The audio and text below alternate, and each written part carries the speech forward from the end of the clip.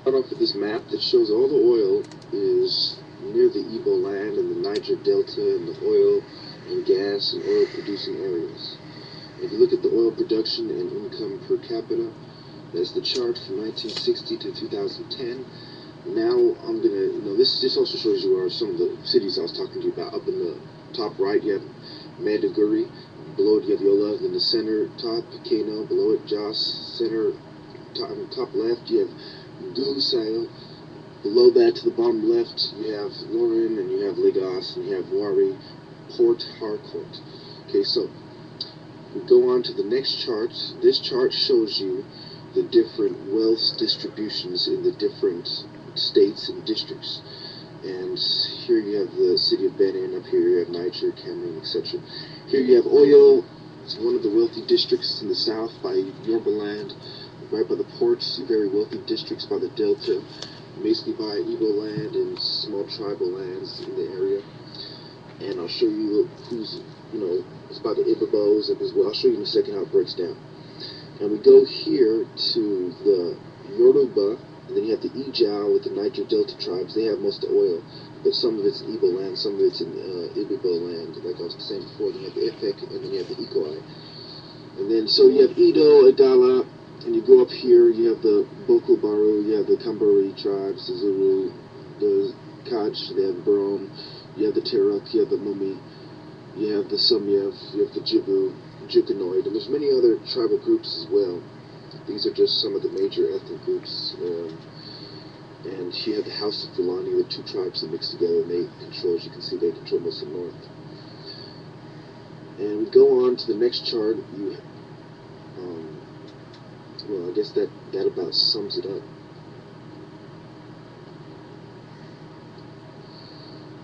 So I'm going to end this map by showing you the tribal lands.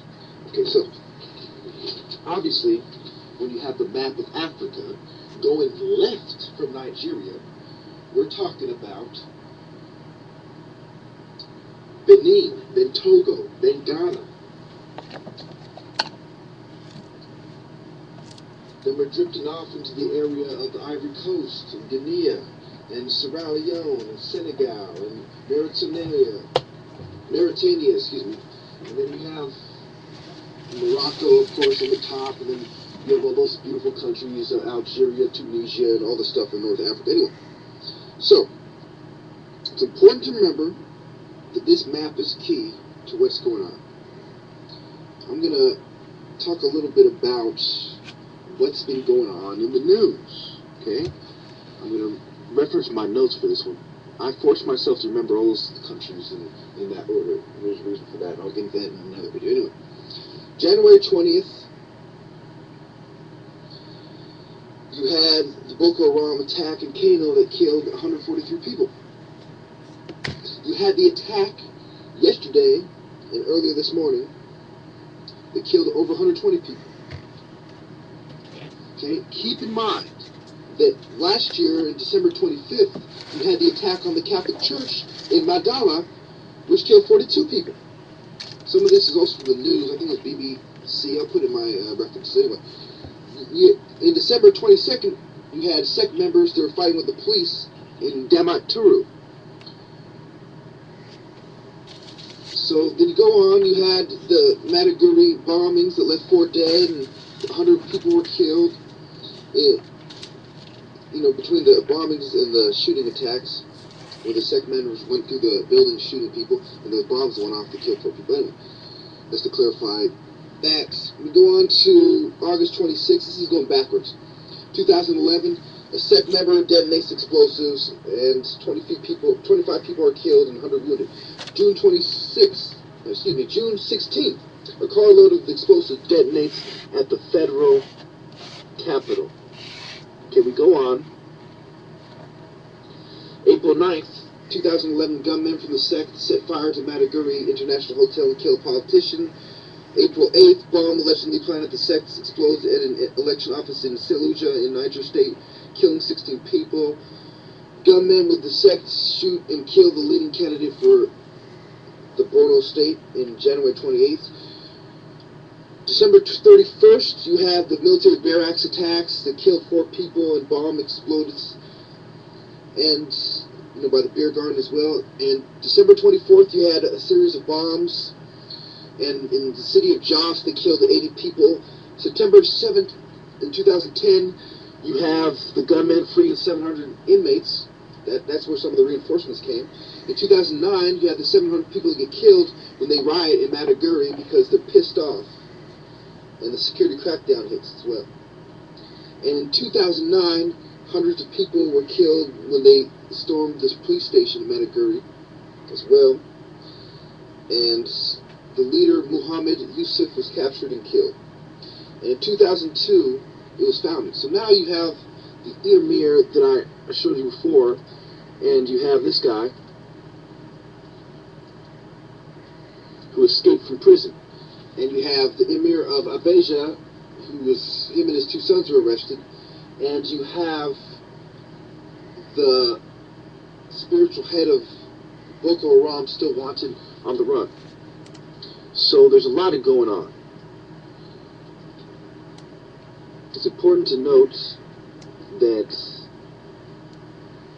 it has to do with the oil, it has to do with who has the oil, and it has to do with surgical strikes against the Igbo nation by the scum. And it should be the other way around.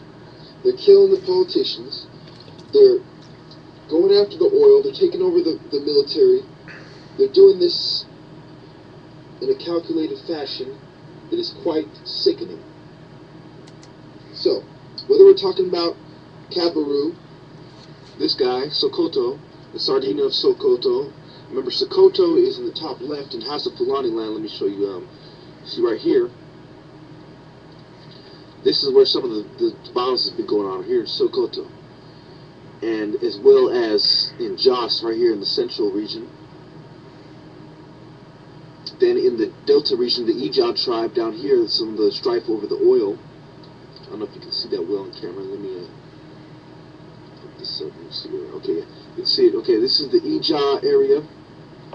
This is Lagos, the old capital before they moved it to Abuja, right here toward the north in the central region. So, a lot of the violence is going to be over here in House of Fulani territory, where the terrorists are.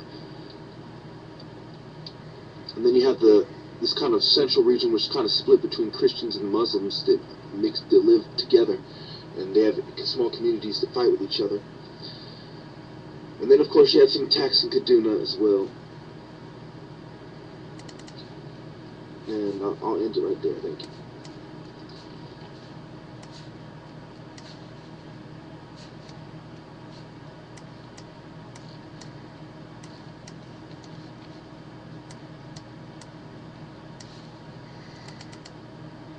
This video by being on record saying, Lucifer, you're a bitch.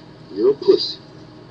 This Kabaru fucking pussy, Kabaru Sokoto, he's a scumbag. It's no coincidence his name's Sokoto, and I told you Sokoto on record. I told you it was witch guys on record. And who was it? The Emir of Abaji. Okay? Exactly what I've been telling you. Another thing I was right about. And this guy confirms his fucking guilt when he escapes the police station in a shootout.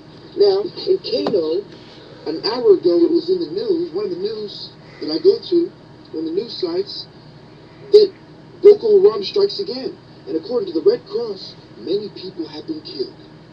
And the Emir of Abeji has been arrested. So what is going on here, Kabaru? What is going on here, Emir? What is going on here, Good Luck? Your government is being infiltrated with traitors. And they couldn't infiltrate you as easily because you were carefully chosen already by the tribal peoples of that nation. It is the scum and the foreign interests who are assisting the local rabble in extorting the Nigerian government.